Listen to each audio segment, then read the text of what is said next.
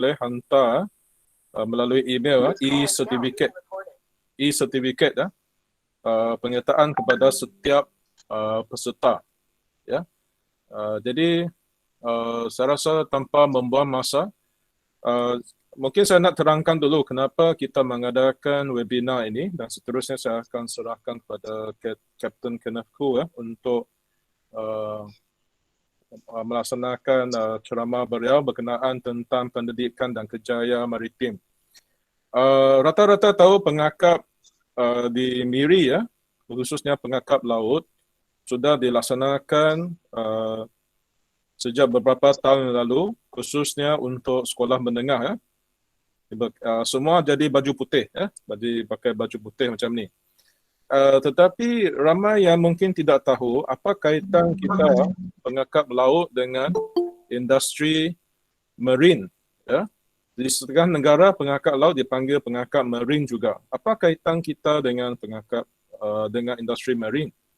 Dan juga apakah prospek khususnya di beberapa buah negara untuk pengetahuan kita semua, pengakap laut ni sebenarnya sangat penting khususnya di negara seperti United Kingdom dan Amerika Syarikat sebab mereka adalah sumber tenaga manusia yang bakal menjadi tentera laut, bakal menjadi tenaga mahir dalam industri marine.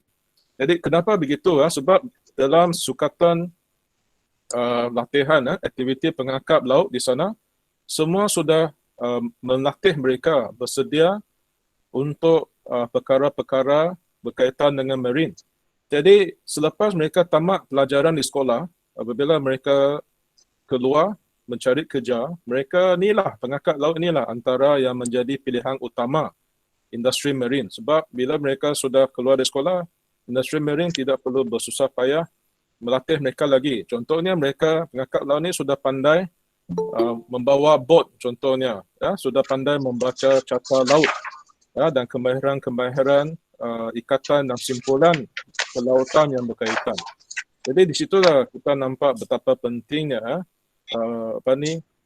mungkin pada suatu hari juga sama di Malaysia, tentera laut, pasukan APMM, pasukan penguatkuasa maritim Malaysia, Jabatan Laut, mungkin pilihan utama mereka, siapa yang nak jadi ahli anggota mereka perlu menjadi perlulah daripada tentera pengakap laut.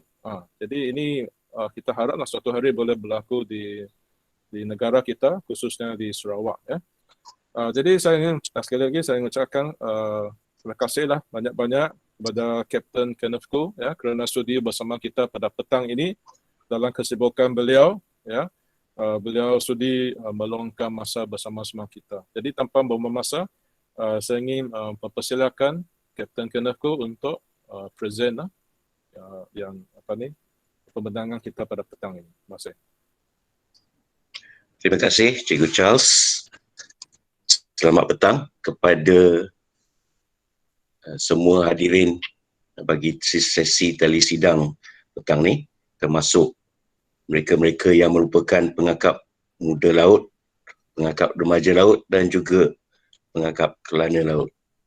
Nama saya seperti yang telah diberitahu tadi adalah Captain Kenneth Koo dan saya mewakili Institut Latihan Maritim Celestial Marine Seafarer Training Center yang beribu pejabat di Miri dengan cawangan di Kota Kinabalu. Sebelum tu, saya minta maaf sebab saya tengok ramai sini yang pakai uniform pengakap laut yang semua nampak segak-segak.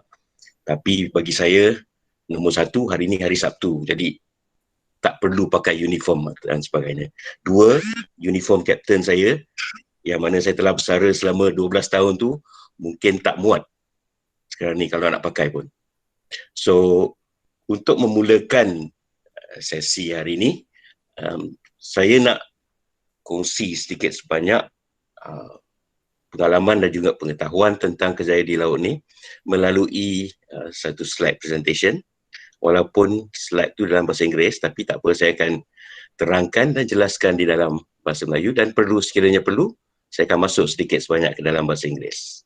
Okay? Alright. Topik hari ini adalah a career at sea opportunities for school leavers. Okay. Now, sebelum saya masuk ke dalam konten ataupun ceramah yang sepenuhnya, saya nak beri sedikit penerangan ataupun nak ceritakan pengalaman saya bagaimana saya terlibat di dalam industri perkapalan ni. Bagi mereka yang sedang menghadapi sama ada SPM ataupun STPM sama ada sebelum ni ataupun selepas ni, mereka mungkin akan faham, you will be able to relate with regards to my experience of how I got into this industry. Okay. Now, in 1987, dalam tahun 1987, selepas saya selesai mengambil sijil, peperiksaan sijil pelajaran Malaysia, dan selepas tu dah dapat keputusan, waktu tu kira agak memberangsangkan lah. Waktu tu mereka panggil grade 1, dia bagi aggregate dan sebagainya. Dan pada waktu tu di sekolah saya, iaitu sekolah menengah Clifford di Kuala Lipis, Pahang, keputusan itu merupakan keputusan antara keputusan 5 yang terbaik di dalam sekolah Clifford pada tahun tersebut.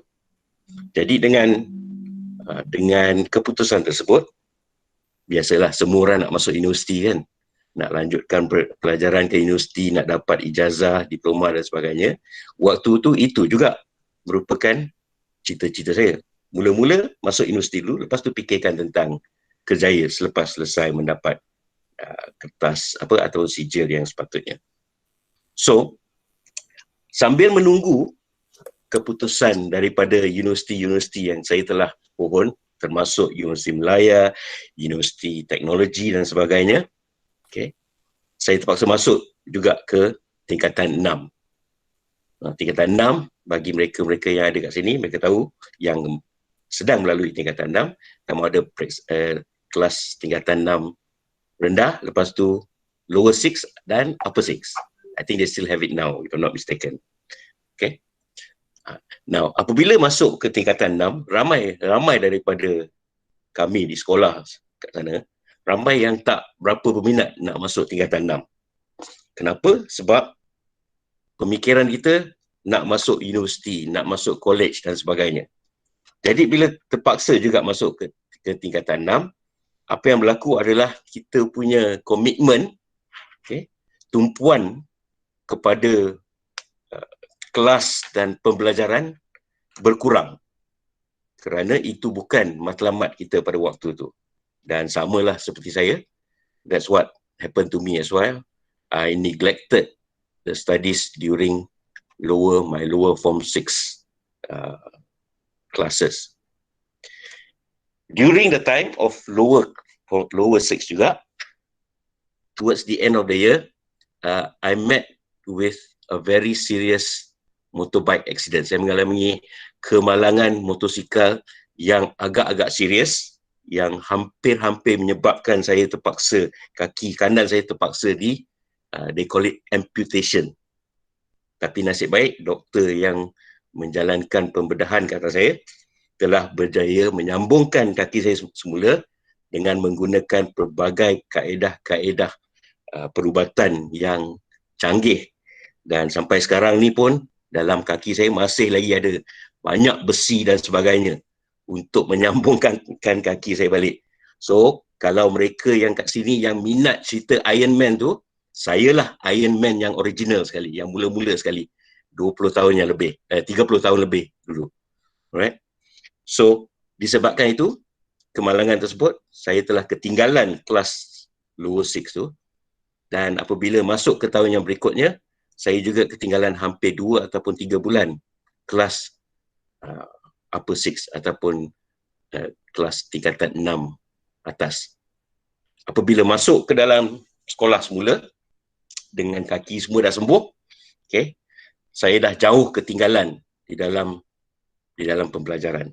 Dan pada waktu yang sama juga, saya lupa bagi tahu tadi, bila keputusan mengenai kemasukan universiti keluar, saya pun tak berjaya untuk masuk ke mana-mana universiti ataupun college yang telah dipohon. So, nak tak nak terpaksa sambung kelas tingkatan 6 tersebut. So what happened was that no choice. Continue form 6 ataupun pilihan yang berikutnya adalah cuba untuk memulakan kerjaya di dalam bidang-bidang yang mana katakanlah yang mana kita minat lah. So salah satu daripada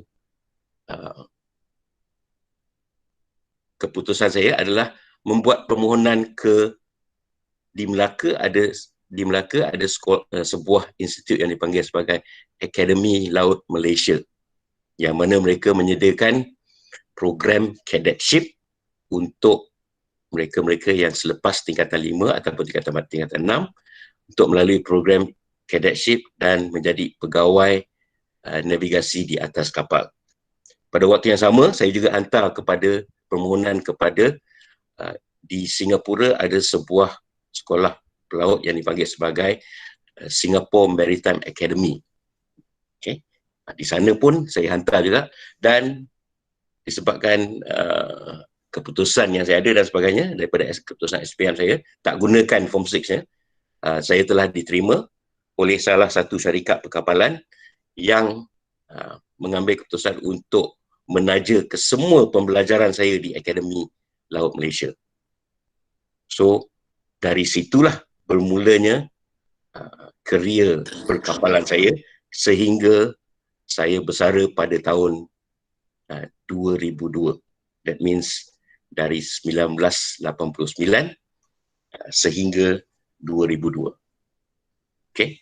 And after that, bila dah selesai bersara dengan berpangkat kapten, saya pulang ke darat bekerja untuk sebuah institut latihan di Labuan selama 7 tahun. Dan selepas 7 tahun, saya mengambil keputusan untuk membuka sekolah latihan saya sendiri yang bermula di Brunei, selepas tu di Miri, dan sekarang ni kita ada cawangan di KK. So buat masa ni tinggal 2 saja, Miri sebagai pusat dia dan juga KK sebagai cawangan dia. So itulah permulaan kerjaya saya, kerjaya laut. So the moral of the story is sometimes we plan for things but unexpected things happen, and it alters your plans, dia ubah kamu punya perancangan, dan dengan itulah saya bermula terlibat di dalam industri perkapalan. Waktu tingkatan 5 dan sebagainya, tak ada dalam fikiran langsung untuk pergi ke laut dan berlayar di atas kapal. Tapi circumstances telah menyebabkan saya terlibat ke industri perkapalan sehingga waktu ni. Alright. So, the content untuk presentation hari ini adalah sedikit pengenalan kepada Seamaster ataupun Celeste Marine. Saya nak terangkan tentang human capital di dalam industri marine. Siapa ni human capital ni? Okay, orang-orang yang bekerja dalam industri marine ni. Ketiga, saya nak terangkan sedikit tentang career path. Okay, kamu punya tujuan ataupun hala tuju kerjaya di dalam industri marine dan perkapalan ni, dan juga apakah peluang-peluang yang sedia ada sekarang ni. Selepas tu kita akan lihat okey, apakah yang perlu ataupun mungkin harus kita lakukan sekiranya kita berminat untuk berkecimpung di dalam industri perkapalan ni. Selepas tu saya akan bukakan kepada soalan daripada peserta-peserta. Setakat ni semua okey? Cikgu Charles, everything okay on here? On your side? Okay, sir. Volume okay? Alright, okay. Loud and clear, sir. Thank you. Alright. Celestial Marine Seafarer Training Center ataupun nama pendeknya adalah Seamaster. Okay. Kami telah mula beroperasi di Miri sejak tahun 2009. Okay. Let me read the company profile so that I don't miss out on anything. Saya akan baca company profile dengan izin dalam bahasa Inggeris. Celestial Marine was locally incorporated with the idea of venturing into and servicing the ever-growing and endless opportunity of the marine, ports and shipping industry in the island of Borneo and the surrounding areas. Maksudnya apabila kita buka pada tahun 2009 tu, Matlamat kita adalah bukan saja untuk menceburi industri latihan bagi marin, tapi juga pelabuhan, perkapalan dan juga industri pesisir pantai ataupun offshore, yang mana merupakan industri yang agak besar terutamanya di Sarawak dan di Miri sini. Okay. Kami merupakan satu organisasi yang mempunyai pensijilan ISO 9001-2015 yang berkaitan dengan sistem pengurusan kualiti ataupun quality management system accreditation. Kita mempunyai 2 pusat latihan yang diluluskan oleh Jabatan Laut Malaysia, satu di Miri dan satu di KK. Alright. Tenaga pengajar ini mempunyai pengalaman mengajar selama lebih daripada 70 tahun. Okay. Ranging from dia punya latihan daripada jenis yang kita panggil sebagai pre-sea training, okay, sebelum pergi ke laut, dan sehingga ke tahap student-student yang kita panggil post-sea, yang mana mereka dah berlayar, mempunyai sedikit pengalaman, mereka balik semula ke sekolah untuk menaik tarafkan sijil kecekapan mereka untuk mendapat what we call as promotion, ya, kenaikan pangkat. Right? Dan di samping itu, kita juga menjalankan latihan-latihan ataupun kursus-kursus bagi mereka-mereka yang bekerja di syarikat-syarikat perkapalan, okay, dan syarikat-syarikat offshore, serta mereka-mereka yang bekerja di pelabuhan juga. Okay.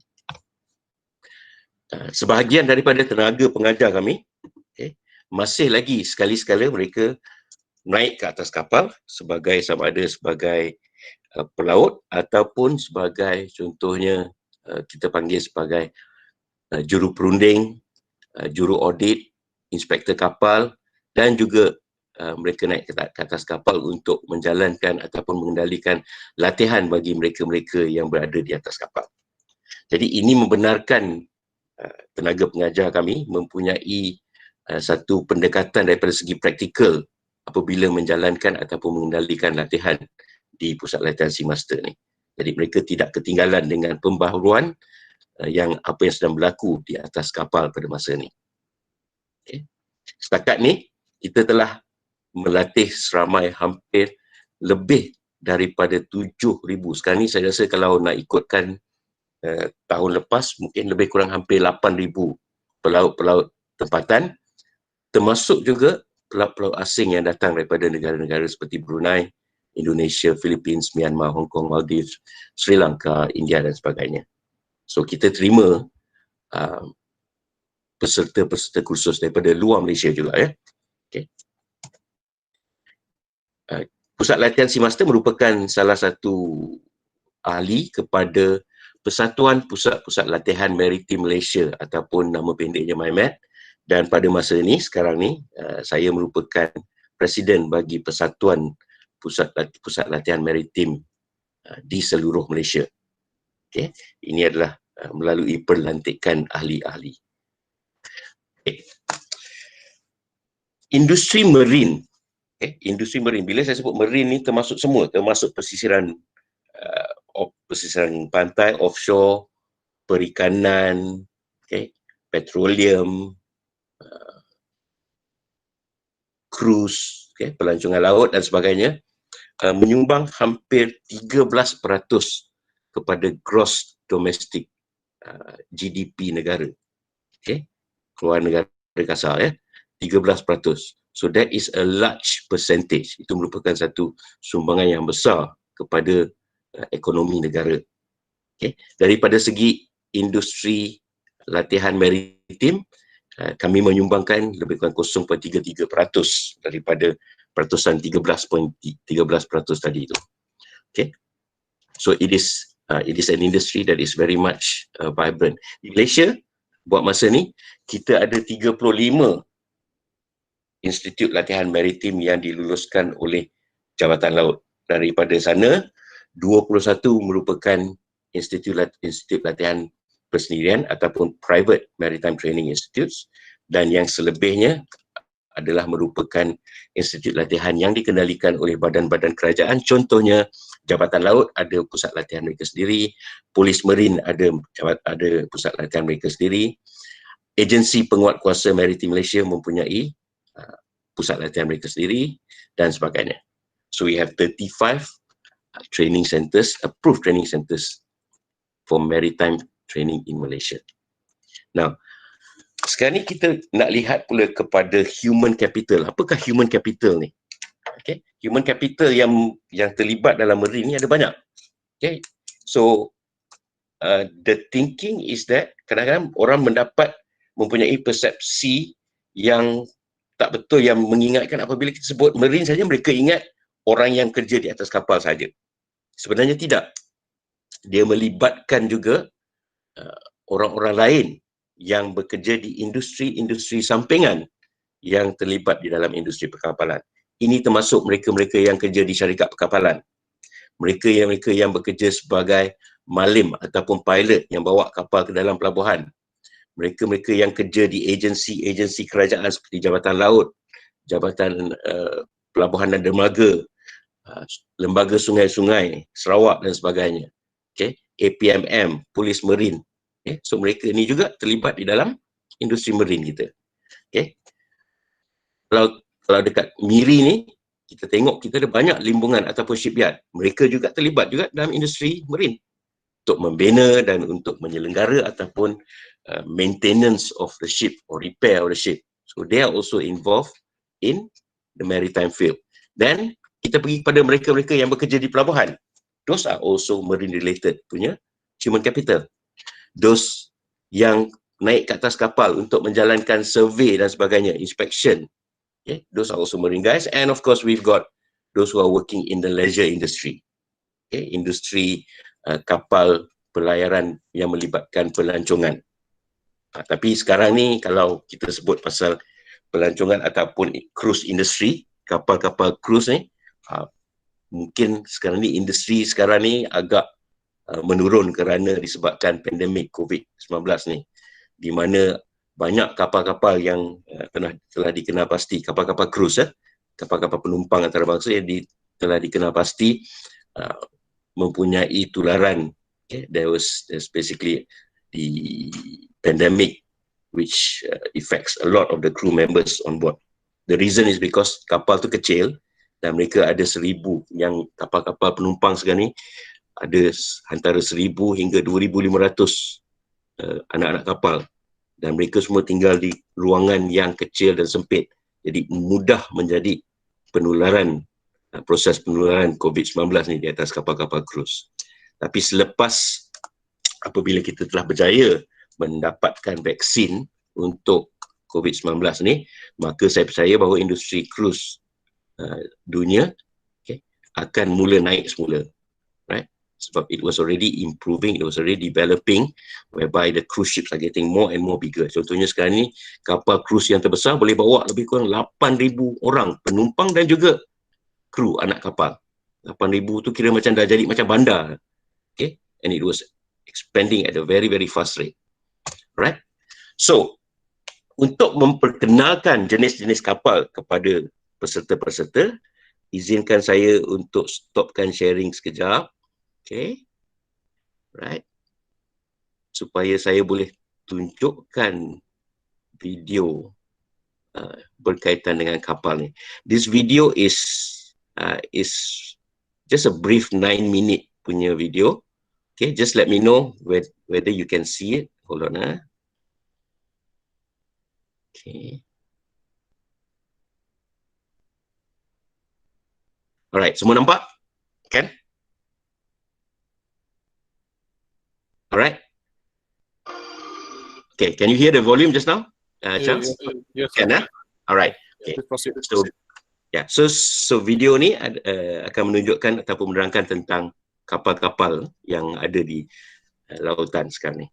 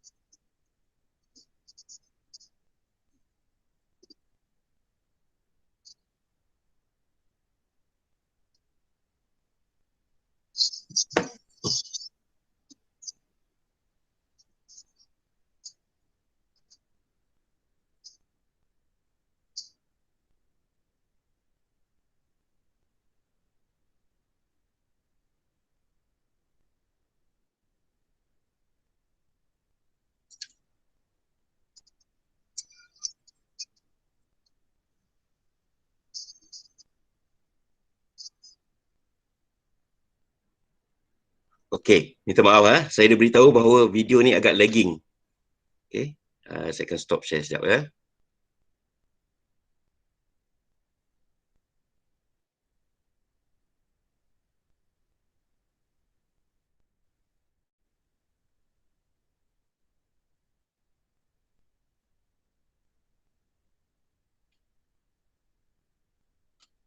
Okey. Jadi video tadi tu sebenarnya menerangkan tentang jenis-jenis kapal yang berada, yang melayari lautan-lautan dunia ni. Okay. Mereka terdiri daripada kapal-kapal kargo, kontainer, kapal-kapal pukal, bulk carrier, tanker, kapal bawa minyak, kapal-kapal offshore yang mana menjalani operasi untuk membantu industri exploration kita penggudian minyak kita. Okay. Jadi itu adalah beberapa jenis kapal-kapal. Now, tadi saya sebutkan tentang human capital. Jadi kalau lihat kepada slide yang ni, kita boleh tengok betapa ramai ataupun banyak jenis industri yang terlibat yang dikira sebagai ada kaitan dengan human capital bagi marine dan maritime ni. Okay, tadi saya sebut tentang mereka yang bekerja di syarikat perkapalan, surveyors, auditors, shipyard,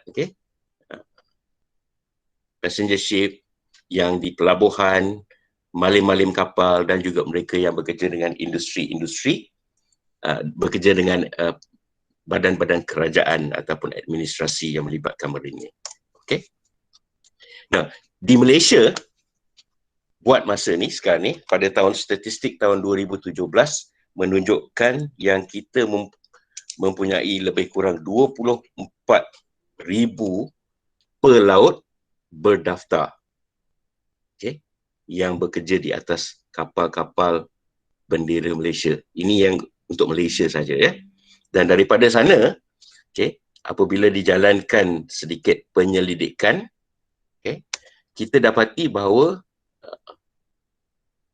nanti apabila tiba tahun 2030 nanti, kita akan mengalami kekurangan pelaut yang melibatkan hampir 3,400 pegawai dan juga jurutera, dan hampir 1,500 ataupun 9,400 mereka-mereka yang bekerja sebagai kelasi kapal.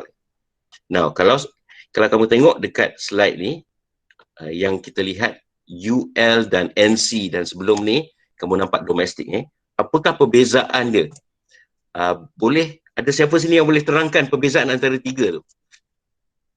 Mungkin ada yang senior pengakap kelana laut, mana ada siapa sini yang bertaraf pengakap kelana laut yang boleh terangkan perbezaan antara tiga tu? Ada volunteer?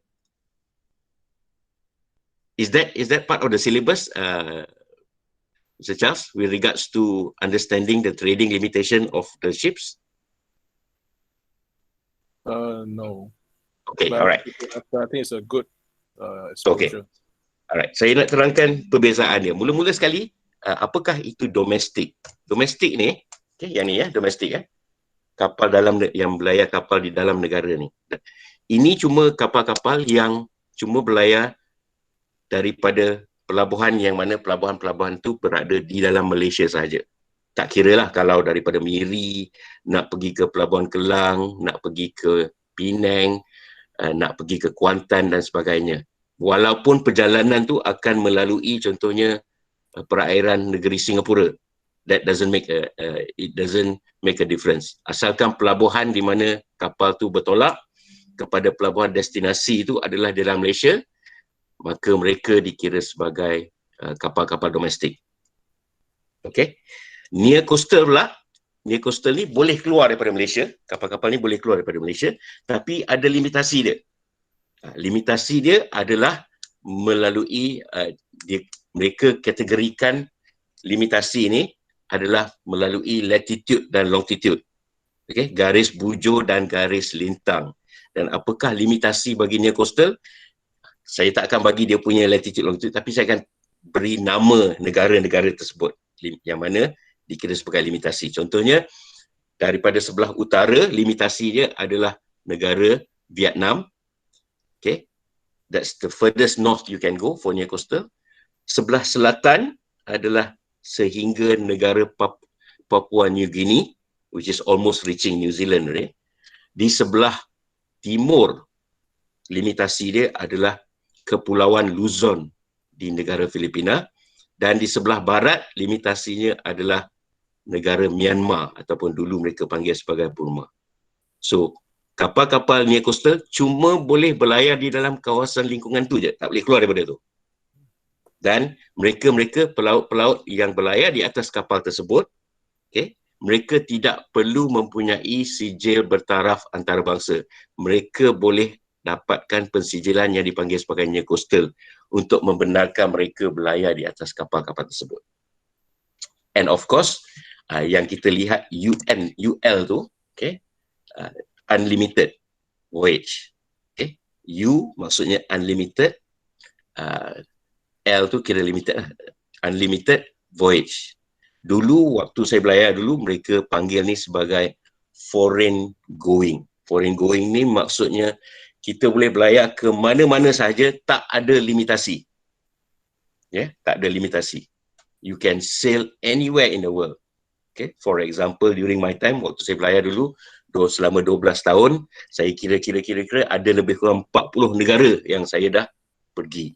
Dan saya pernah berlayar sehingga hampir sampai ke kawasan bukan titik dia, hampir kepada kawasan Kutub Utara. Okay, so there is no limitation when it's unlimited. So in terms of ada keperluan dia, okay, kita dianggarkan bahawa kita akan mengalami kekurangan hampir 3,400 pegawai dan 9,400 kelasi. Ini bermaksud bahawa, okay, peluang kerjaya apabila sekiranya kamu dah dapat sertifikasi ataupun pensijilan, peluang kerjaya adalah sangat-sangat tinggi. Dan saya akan terangkan nanti selepas ni kenapa. Right? Now, di dalam industri maritim ni, kita ada dua jenis pembelajaran. Okay? Ini disediakan oleh persatuan saya, iaitu MyMed. Kita telah bentukkan dia, apa yang dipanggil sebagai summary in terms of the development in education for maritime. Dia ada dua. Yang pertama adalah yang atas tu dipanggil sebagai skills education. Now, waktu saya belajar dulu, saya punya level adalah dikira sebagai skills education. Maksudnya, saya belajar sebagai kadet dan dapat pensijilan yang dipanggil sebagai COC ataupun Certificate of Competency. Okay? Dia ada COC kelas 3, kelas 2 dan last kali yang paling tinggi untuk unlimited adalah kelas 1. And that is what I'm holding currently. Itu adalah taraf pensijilan yang tertinggi sekali, yang mana membenarkan seseorang tu berlayar di atas mana-mana jenis kapal dan boleh berlayar ke mana-mana pelosok dunia. Tak ada limitasi langsung. Okay? Itu adalah skills based. Dia lebih kepada technical. Yang kedua, yang sebelah bawah ni, dipanggil sebagai professional education. Nah, professional education ni, dia ada dua. Okay? Sekarang ni dia ada dua. Satu adalah mereka yang mengambil ijazah sama ada diploma ataupun ijazah yang dipanggil sebagai sarjana muda. It's either a diploma or a degree. Now, bila mereka pergi kepada program-program diploma dan degree ni, mereka kebanyakan institut latihan ataupun universiti mempunyai ataupun memberi dua option ataupun pilihan. Sama ada seseorang tu yang pergi kepada universiti ataupun college seperti Akademi Laut Malaysia di Melaka, Sarawak Maritime Academy, Universiti Malaysia Terengganu, Uni KL dan sebagainya, NMIT dan juga Politeknik Umar. Setengah-setengah institut latihan ataupun universiti ini memberikan kamu dua pilihan. Sama ada kamu nak dapat diploma dan degree tu, selepas tu terus bekerja di darat sahaja di dalam industri maritim, ataupun sekiranya berminat dengan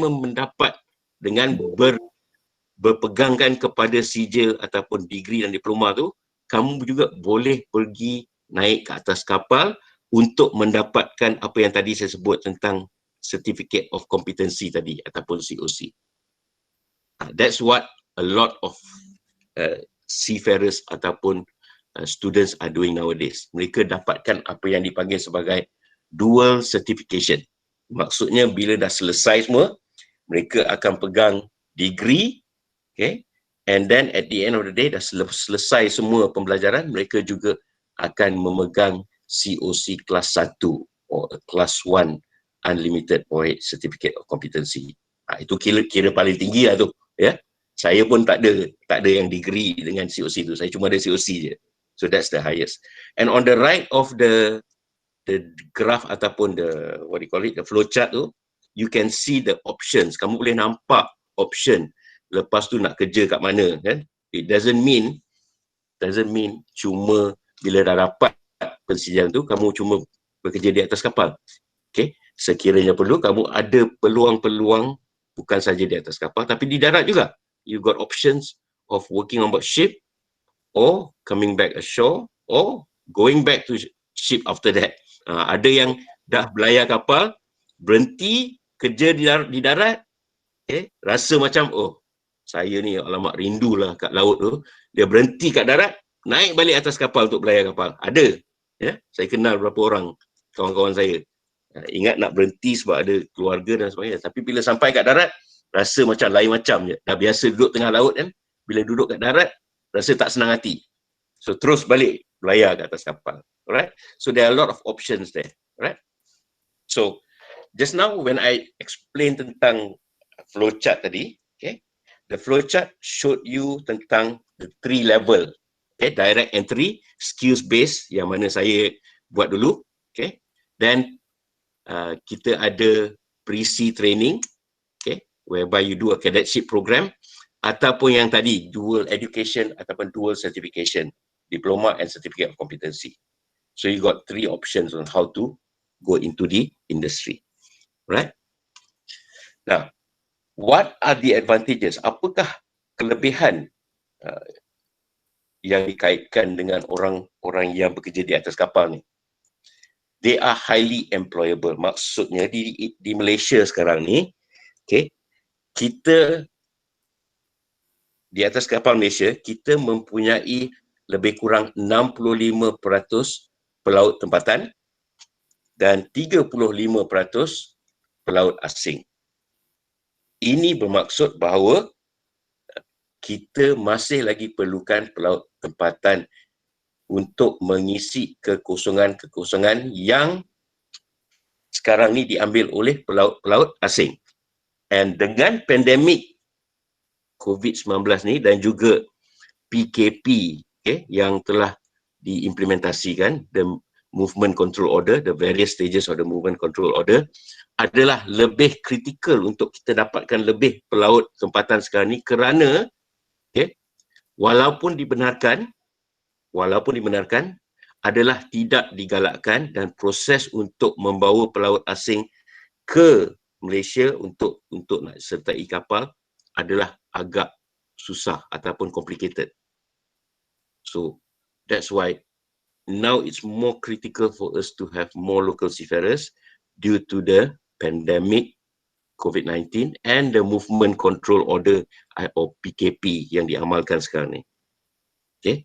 And it is also more critical because kebanyakan pelaut yang berkhidmat di kapal-kapal Malaysia, okay, merupakan mereka-mereka yang datang dari negara-negara seperti Indonesia dan juga Filipina, yang mana kedua-dua negara ni buat masa ni mencatatkan kes-kes positif bagi COVID-19 yang agak tinggi, okay, terutamanya Indonesia. Yeah, so it's more critical now because of the situation of what's happening in Indonesia, where their positive COVID-19 positive cases are at a very high, I think few 100,000 kalau tak silap saya, right? Secondly, yang kedua ni memang selalu kita dengar orang cakap, orang yang kerja kapal ni banyak duit kan, gaji tinggi dan sebagainya. Ada kebenaran tapi not completely true 100%. Okay, it's not 100% true. Biar saya terangkan kenapa. Okay, during my time, apabila sedang menjalani latihan, okay, di atas kapal dan juga sewaktu belayar sebagai pelatih, okay, waktu tu, this is early 1990s kan, sebulan cuma RM350 je. RM350 kalau pergi ke tempat-tempat macam negara Amerika, Eropah tu, memang tak ada apalah tu selepas kita dah convert kepada wang mereka kan. Tapi itu sewaktu menjalani latihan. Selepas tu, bila dah dapat sijil dan sebagainya, makin tinggilah gaji ataupun dia punya pay bracket tu. Okay. And similarly, if you are going in directly, dan apabila sekiranya kamu masuk direct tanpa sebarang pembelajaran, without any sort of like structured training program. Maksudnya macam saya, kita terpaksa belajar selama setahun di akademi sebagai kadet. Okay, and then move up the career path. Tapi setengah-setengah mereka, lepas menjalani beberapa kursus-kursus pendek, mereka terus naik ke atas kapal dan menjadi kelasi. Even that also comparatively, perbandingan antara pegawai dan kelasi ni, gaji mereka pun tak berapa tinggi juga. Mereka cuma naik ke tahap gaji yang lebih tinggi apabila mereka balik untuk belajar dan dapatkan sijil-sijil yang dipanggil sebagai Certificate of Competency. Lepas tu baru terdapat lonjakan daripada segi gaji mereka. So that's with regards to the correct idea with regards to higher income bracket ni. Jadi bukan semua pelaut yang gaji tinggi Cuma beberapa apabila mereka dah belajar dengan lebih tinggi, dah dapat persijilan, baru nampak mereka punya kemampuan untuk mendapatkan gaji yang tinggi. Ketiga, right? Kelebihan dia adalah di Malaysia ni terdapat beberapa bantuan-bantuan bagi menjalani kursus ataupun latihan-latihan maritim ni. Contohnya di negeri Sarawak ni, Kerajaan Sarawak melalui Yayasan Sarawak menyediakan dana untuk melatih mereka-mereka yang keluar daripada selepas sekolah, alam sekolahan, untuk menjalani latihan-latihan yang berpandukan kepada marine, okay? Dan semua dibayar ataupun kebanyakannya peratusan, saya rasa hampir 90%, okay, dibayar oleh Kerajaan Negeri Sarawak. Okay. Di samping tu, kita ada juga beasiswa-beasiswa yang that is offered by organisasi-organisasi seperti Kumpulan Wang Pusat Perdagangan Laut dan sebagainya, yang dikoordinasi, yang dikendalikan oleh Jabatan Laut Malaysia. Okay. Dan sekarang ni pun di dalam persatuan kami pun kami ada beberapa contohnya ahli-ahli yang sedang menyediakan dokumen bagi mendapatkan dana-dana untuk melatih anak-anak muda kita untuk menceburi industri perkapalan kita. So hopefully that will happen next year.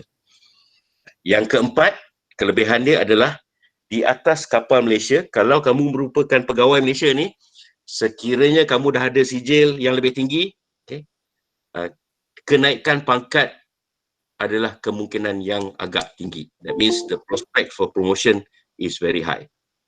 Okay. For example, in my case kan, dalam kes saya, waktu saya selesai menjalani latihan, setahun di akademi, 2 tahun di atas kapal, lepas tu balik ke akademi lagi selepas setahun, untuk setahun, terus naik atas kapal pada waktu tu umur 24 tahun, terus dijadikan pegawai malim ketiga ataupun third officer. Okay, third officer tu tak sampai setahun, bila dapat hampir 12 bulan, dinaikkan pangkat terus kepada second officer. Lepas tu balik ke darat untuk belajar lagi sekali selama setahun.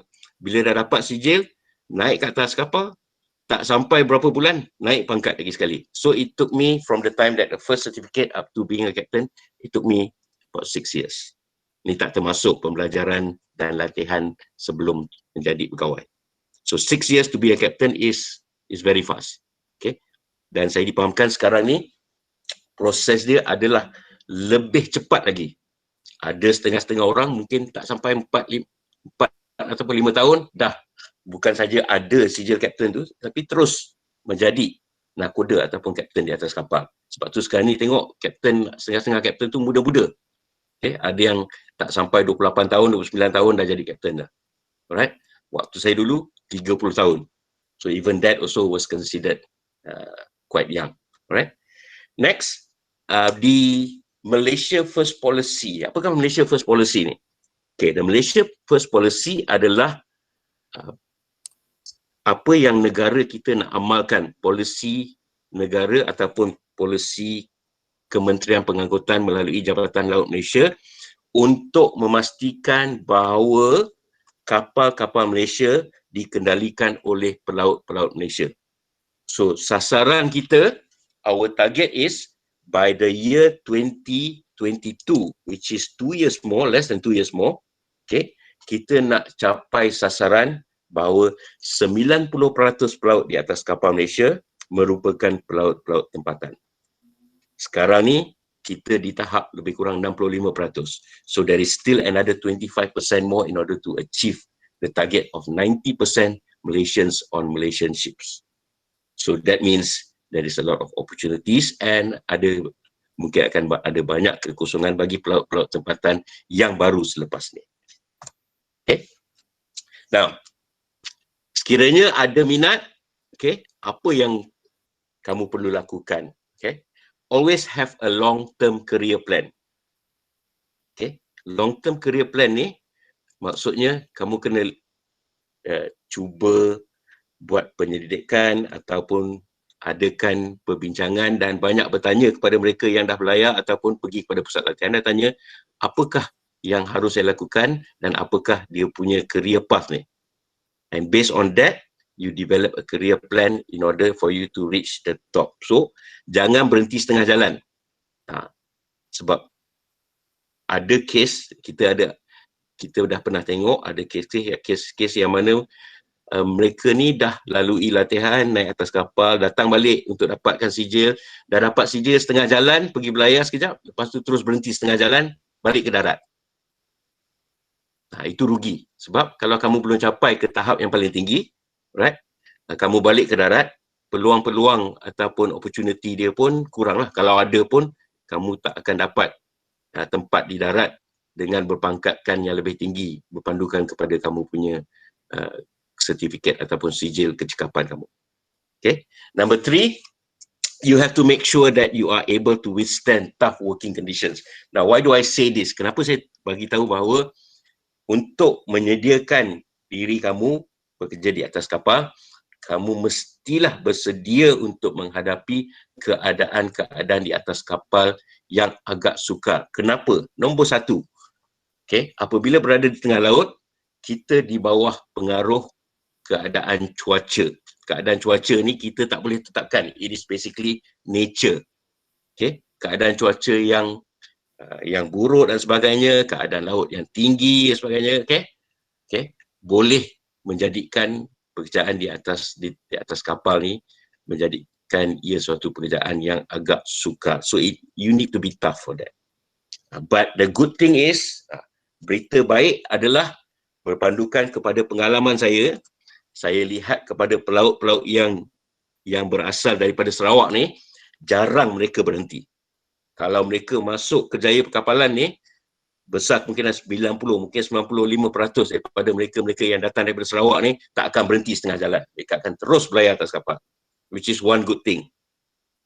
And saya pun pernah berbincang tentang benda ni, tentang hal ni dengan Presiden syarikat perkapalan MISC yang merupakan syarikat perkapalan Malaysia yang terbesar di Malaysia, syarikat perkapalan yang terbesar di Malaysia dan salah satu syarikat perkapalan kapal-kapal tangki yang terbesar di dunia.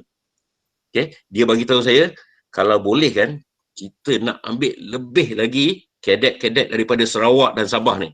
Saya tanya kenapa? Dia kata kita tengok orang yang mereka sponsor, yang mereka taja untuk jadi kadet, jadi pegawai dan sebagainya, datang daripada Sarawak dan Sabah ni, mereka ni biasanya akan terus berkhidmat, tak akan berhenti tengah jalan. So ini satu berita baik untuk mereka-mereka yang dekat Sarawak ni. Kita dah ada reputasi yang mengatakan memang orang Sarawak ni memang tough ni untuk belayar atas kapal. Jarang yang akan berhenti. So that is a good reputation to have. Okay. Alright. Keempat, kamu juga haruslah bersedia untuk menghadapi kehidupan di atas kapal di tengah laut, yang mana ingat, when you're at sea, you are going to be isolated, cut off from the real world. Maksudnya kamu akan tersisih daripada apa yang berlaku di darat. Okay. Kalau you naik atas kapal, ada anak kapal seramai 15 orang, 15 muka tu je lah kamu akan jumpa dalam beberapa bulan. Okay. Jarang akan nampak yang lain kalau belayar dekat kapal-kapal yang belayar di antarabangsa, yang belayar antarabangsa. You will not be seeing anybody else. Only that 15 people on board the ship saja. Tapi luckily nowadays dengan teknologi, dengan technological advancement, sekarang ni banyak kapal di atas kapal, banyak kapal yang telah pun mempunyai perkhidmatan seperti wifi dan sebagainya, yang mana membenarkan kamu untuk berkomunikasi dengan orang-orang di darat pada bila-bila masa. Dulu waktu saya belayar tak ada benda ni. Kalau nak buat panggilan pun kena naik atas bridge, nak buat panggilan pun kena bayar. Dan ini menggunakan telefon satelit. Bukan murah. Kalau nak buat panggilan telefon satelit, saya pernah ingat waktu tu saya belayar sebagai third mate. Lama sangat dekat atas kapal kan, lama sangat tengah laut, nak juga call isteri kat rumah kan. So kapal jarang masuk pelabuhan, masuk pun tak sempat, sekejap masuk, sekejap terus keluar, tak sempat nak ke darat. So lama tak berbincang, tak bercakap dengan isteri. So gunakan telefon satelit tu atas bridge tu. Hujung bulan tengok bil telefon saja sampai 900 lebih. Isteri saya dekat darat tu, sebab dia yang buat bayaran semua, dia kata, macam mana sampai bil sampai 900 lebih ni? Yelah, hari tu kan kita cakap sampai 20 minit kan. Itulah bil dia. So itu adalah waktu tu lah. Sekarang ni tak ada lah. Sekarang ni kita ada internet, wifi. Nak bercakap guna WhatsApp pun itu dah cukup lah. Itu kira dah free lah. Silap-silap boleh guna video call lah tu. Dulu mana ada? Dulu cuma percakapan secara voice call saja. Okay. So those are the things that you have to take into consideration. So as a summary, sebagai ringkasan, yes, it can be a rewarding career. Okay, it can be a rewarding career.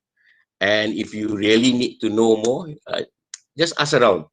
Tanyalah kalau ada saudara ke, kawan ke dan sebagainya tentang kerjaya di laut ni. Alright. Pilihan yang alternatif, kamu boleh berbincang dengan pusat-pusat latihan. Now, kalau kamu berada di Miri ni, kamu betul-betul untung. Kerana di Miri saja ada 5 institut latihan maritim yang diluluskan oleh Jabatan Laut. 5, which is the most in any towns in Malaysia. Okay, or any city in Malaysia. Miri saja ada 5, Sarawak saja ada 9 institut latihan maritim yang diluluskan.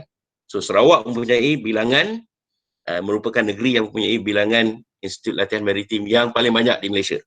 Okay, that's why I say the reputation with regards to Sarawak Cairns and all that. And kalau kita lihat kepada bilangan pelaut pun, Sarawak mempunyai bilangan pelaut yang paling ramai kalau kita bandingkan mengikut negeri di Malaysia. Okay, if I recall correctly, I think we are at almost 6,000 seafarers dekat Sarawak sahaja. Okay, which is a lot, right? And if you are still interested, kalau kamu betul-betul minat, one thing you've got to understand is seafaring is an international career. Ia merupakan suatu career antarabangsa. Kamu akan belayar ke serata dunia. So this part is very important. Your communication skills, i.e. English, has got to be good.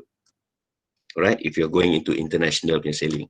Right? That's why even to join, tu nak sertai kursus-kursus, bagi kursus kecekapan, cadetship dan sebagainya pun, mereka akan test kamu punya skill daripada segi bahasa, including especially English. Right? Right. Apabila dah masuk, make sure you plan a long-term career. So jangan berhenti setengah jalan, seperti yang saya katakan tadi. And always when you are sailing, bila tengah belayar, haruslah fikir untuk berjimat daripada segi kamu punya kewangan supaya kamu boleh balik untuk mendapatkan pensijilan yang lebih tinggi. Maksudnya lanjutkan pembelajaran untuk kamu menaik tarafkan pensijilan kamu yang seterusnya akan membenarkan kamu dinaikkan pangkat. Okay? Alright, so that is the presentation. What I'm going to do is, okay, I'm going to stop sharing. Right? Dan saya akan buka kepada sebarang soalan.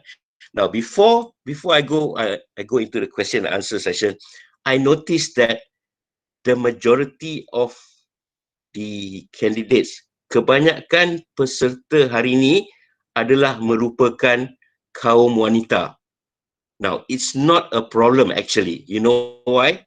Because nowadays memang ramai wanita yang menceburi industri perkapalan ni. In fact, tahun lepas, tahun 2019, bila kita sambut Hari Pelaut Sedunia di peringkat Malaysia, tema tahun lepas adalah empowering women in the maritime industry. Jadi mereka nak galakkan kaum wanita untuk menyertai ataupun menceburi industri perkapalan ni. Kerana kapal sekarang ni bukan macam kapal dulu. Bukan macam kapal yang kamu tengok dekat cerita Pirates of the Caribbean tu. Tak ada. Sekarang ni kapal semua canggih. Right? Canggih, berteknologi tinggi. Jadi sekarang ni lebih sesuai untuk kaum wanita untuk menyertai industri perkapalan ni. Alright? So now I'll open up for the question and answer session. Any questions? Ada soalan tak? Okey, Captain, saya menyampuk sekejap. Jadi untuk para peserta, kamu boleh, kalau rasa malu nak berbual-bual, kamu boleh pada sudut sebelah kanan atas, tekan pada bahagian chat, kamu boleh ajukan soalan ataupun mute-kan mic kamu supaya kamu boleh bertanya soalan kepada Captain. Saya rasa perkongsian Captain pada petang ini sangat menarik, khususnya untuk para pelajar yang akap. Kita terbuka pada soalan yang ada. Juga bersama-sama kita pada petang ini adalah Skipper Helmi, Pesuruhjaya Pengangkap Laut Sekretariat Kebangsaan Malaysia bersama-sama kita. Skipper Helmi, are you there, sir? Yes, I am. Yeah. Thank you for joining us, sir. Okay, while the others are giving the question, I'd like to deliver a short speech kepada Captain Kenneth kan. Yes, Cik Almi. Captain, apa khabar? Baik. Cik Almi, apa khabar? Dah 2 tahun sejak kita jumpa di Seamaster Miri. Seamaster, yes, correct.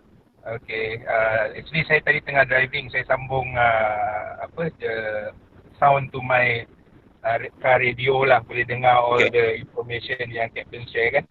Right. Yeah, just to share with you, Captain, if you remember Tan Sri Ketua Pengangkap Negara, Yes. he already passed away last September on the second day of World Maritime Week exhibition. So he passed away on that day. If you remember, he was with us masa di Seamaster kan, masa kita tengok the bridge simulator and so on. Yes. So unfortunately, he's no longer with us lah. So just to let you know. And thanks a lot, Captain, luangkan masa untuk berkongsi info dengan anak-anak pengangkat laut ni. It's all very useful. I believe they will be on fire lah, knowing that seamen from Sabah and Sarawak are better. Bertahan lebih lama dalam industri kan. Jadi yes, kita nak lebih banyak lagi orang Malaysia terlibat dalam bidang ini, dan kita nak bagi pendedahan awal lah kepada ahli-ahli pengangkat laut khasnya dan pelajar sekolah amnya, supaya diorang boleh decide diorang punya career path lebih awal lah, instead of spending a very long time on something that is not for them. At least kalau mereka dah tahu apa dorong dia, apa cabaran dia untuk ke laut ni, then they can decide earlier, and we will help them to go further lah in this part. Okay. Jadi And last one, congratulations to Skipper Charles lah. This is the second or the third webinar already ya Skipper. Yang dibuat sebenarnya oleh sebuah kumpulan pengakak laut ni, bukannya peringkat kebangsaan. Peringkat kebangsaan kita buat bulan Jun hari tu, tapi yang ini SMK Merbau saja dengan sendirinya dapat jemput ramai orang yang hebatlah macam Captain Kenneth juga untuk kongsi info dengan ahli-ahli kita. Jadi saya rasa okey, nanti kalau ada peluang saya akan ke Miri lagi, kasih masa lagi jumpa dengan Captain lah. Boleh. Yeah. Jadi saya tinggalkan untuk question and answer session, tapi I have to leave first to continue driving. Okay. I will keep listening, but I will no longer in the discussion lah. Jadi terima kasih Captain. Congratulations Super Charles. Okay, bye-bye everyone. Thank you, sir. Thank you.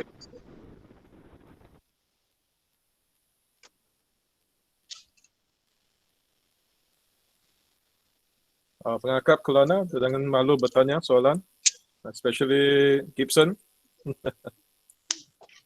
Ya, sekolah lain pun boleh bertanya soalan, jangan malu-malu. Para pemimpin, guru, kalau tak saya pun banyak soalan nak tanya ni. Maybe you can start first, Charles. Yeah, while waiting for them to type the questions. Yeah, so I wanted to find out, like, for this, just now you mentioned that for the education, there are two main components, skill-based and also the professional base. For the skill-based, what are the basic requirement? Let's say after they finish the SPM or even STPM, which path can they go to? Because sometimes... Well, actually, it depends on the results that they have. Kalau kamu ada keputusan SPM yang kita panggil sebagai above average lah, yang lebih baik and all that, the option will probably be the ideal option. Will probably be for what we call as dual certification. Dual certification ni maksudnya, it means you have a path of getting either a diploma or degree at the end of the training. At the same time, parallel to that, you also can move on towards obtaining a certificate of competency.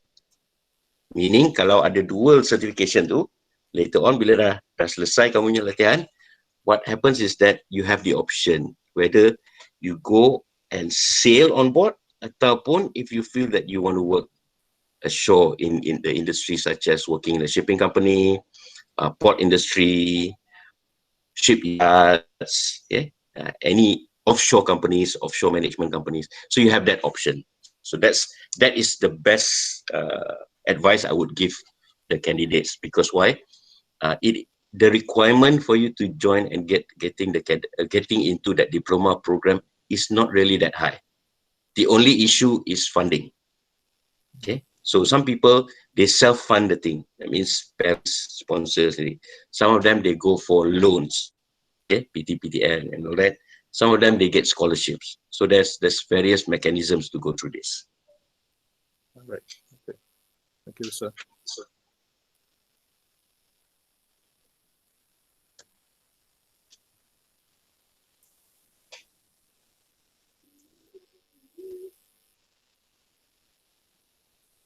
While waiting for any questions, let me just list out to you the institutes that are doing this dual certification programs. In Sarawak, you have Sarawak Maritime Academy in Sibu. Okay, over in West Malaysia, you have, of course, Akademi Laut Malaysia in Melaka. You have Uni KL, this is for engineering, in Lumut. You have Polytechnic Ungku Omar in Perak. You also have Ranako Training Institute in Kemaman. And that's about it. There is also a university in Terengganu. This is quite interesting. And they are the first ones in Malaysia who have this program. It is a degree program which allows you to complete all the theoretical parts of not only your degree, but also theoretical part of your certificate of competency whereby you'll be doing, if I'm not mistaken, about 3 years. And then after that, okay, after you clear all the exams, you just go on board to get your sea time, and then come back and do what we call as an oral examination with the Marine Department. Then you just immediately jump your certification, jump in terms of your qualification. So I think by that, with that program, if I'm not mistaken, I have to just check with UMT later on, you can probably get all your certificates, a degree and also the class 1 of certification within a period of easily within 6 years. Wow. That's very, very fast. Yeah, you get two qualification at the same time. Okay. Jadi kepada para pengakap Kelana khususnya yang berminat dan menceburi diri dalam kerjaya kelautan maritim, sila boleh melalui website untuk Universiti Malaysia Terengganu untuk mendapatkan maklumat lebih lanjut untuk ini. So the DAP program, the dual certification degree program, is it recognized by JPK? Yes, it is. JPK, it is. All right. It is. And to to tell you the truth, we are mainly in Celeste Marine. We are mainly a skill-based training institute, meaning we are only concentrating on the certificate of competency. However, the long-term planning for the institute is to bring this type of dual degree program to Sarawak. We will be conducting it, but on a twinning basis with other universities, so that we will have that type of dual certification available in Sarawak. So that's the long-term planning for the institute. I see, sir. Thank you. Para peserta minta tolong bertanya soalan. Kita ada lebih kurang 30 lebih orang. Boleh bertanya apa-apa saja soalan yang berkaitan dengan webinar hari ini ya. Jangan malu-malu. Yeah, so from Skip Jude bertanya, any age limit for diploma or degree? Okay.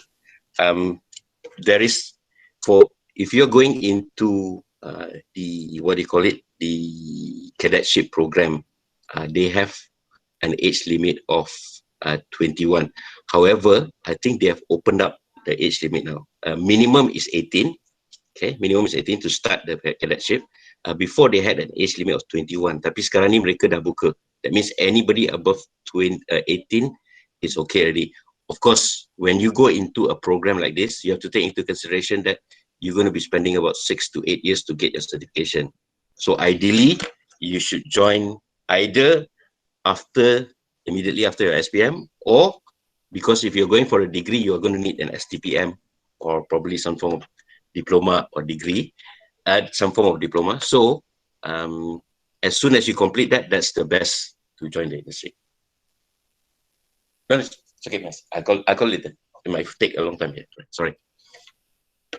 Yeah, thank you, Captain, for that reply. There's a question here concerning: is there a special requirement for the physical condition of the candidates? Yeah, bagi mereka ini memohon. Before you join any programs, including the COC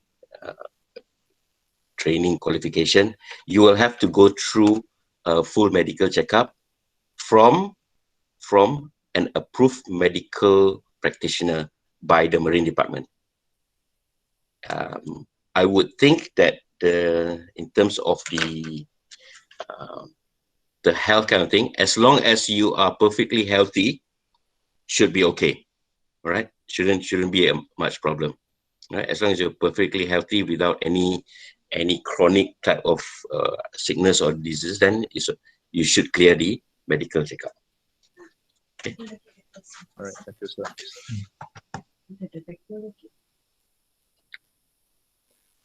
Sir, I'd like to ask, I think something related to our webinar today.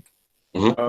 What would be your advice to, especially Sea Scouters, those who are involved with Sea Scout activity in school base?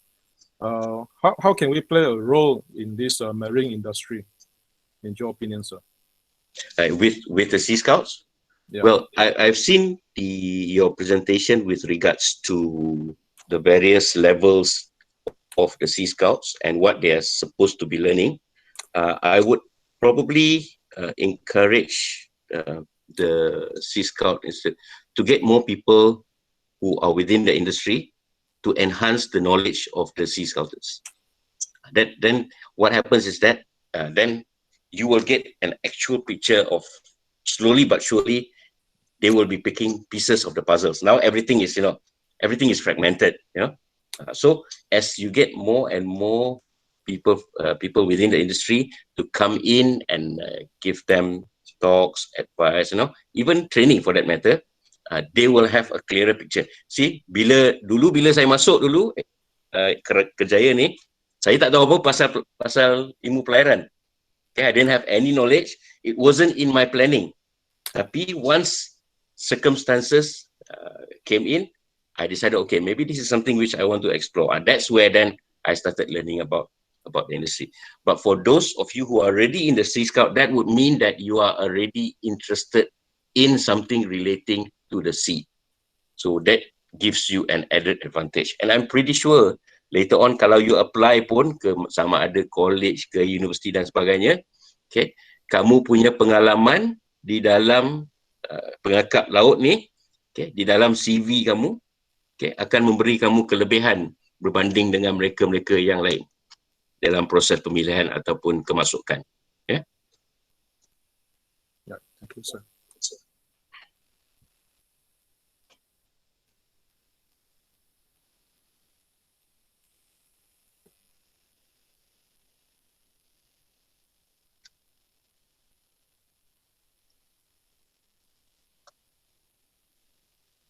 Would you like to share with us concerning the cost per course? Okay. How much do they have to pay roughly? Well, we did so-called a study on this costing with regards to a diploma. However, I didn't do a full study for degree because at that time, the degree program, the dual degree program was not ready yet. On the diploma side, if I'm not mistaken, I think with all the 2-year program in the institute, 1 year at sea, coming back again for another year, if I'm not mistaken, depending on which institute you're going to, it can be anywhere between 130 to 180,000. That whole costing.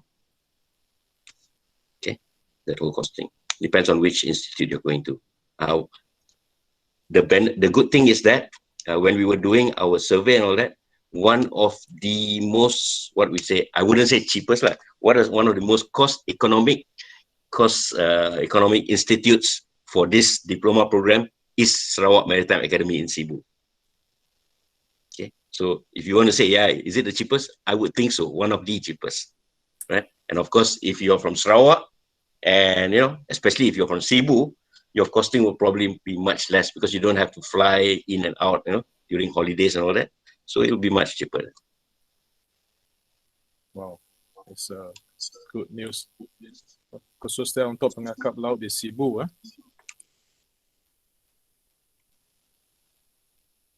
Para peserta ada soalan lain yang bertanya, jangan malu. Jadi sebelum saya lupa, kita juga sudah kongsikan link untuk borang maklum balas di bahagian chat sana. Kamu boleh klik dan isikan. Ini penting supaya nanti kita boleh menjana e-cert sebagai bukti kamu pernah menyertai webinar ini.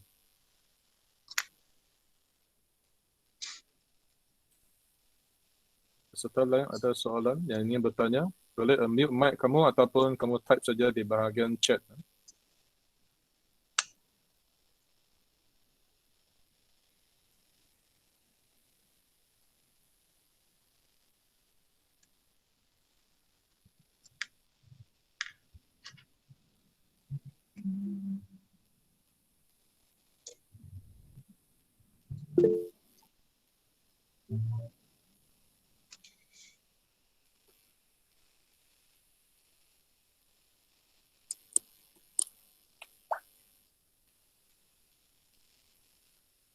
Okey, kalau tak ada, saya rasa kita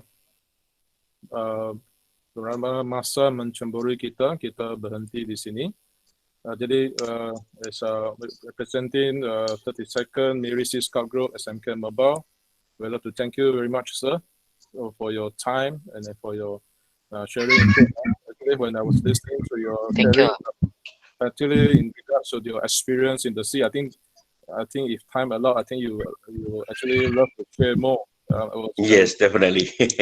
Really, Definitely. A lot more experience to discuss, to talk about. Yeah. Maybe in the next time we'll invite you again, sir, if you don't mind. Sure. To share Sure, some no problem. experience and just to get particularly our youngsters nowadays to be interested with the sea farers life. All right. With regards to that, so we want to thank also the participants, semua pesuruhjaya, semua pemimpin dan juga pengakap dan juga peserta pelajar yang daripada setiap sekolah yang menyertai ya. Jadi jangan lupa untuk isi borang malam balas. Minggu depan kita sedang berunding dengan seorang pensyarah dari Universiti Malaysia Sabah ya.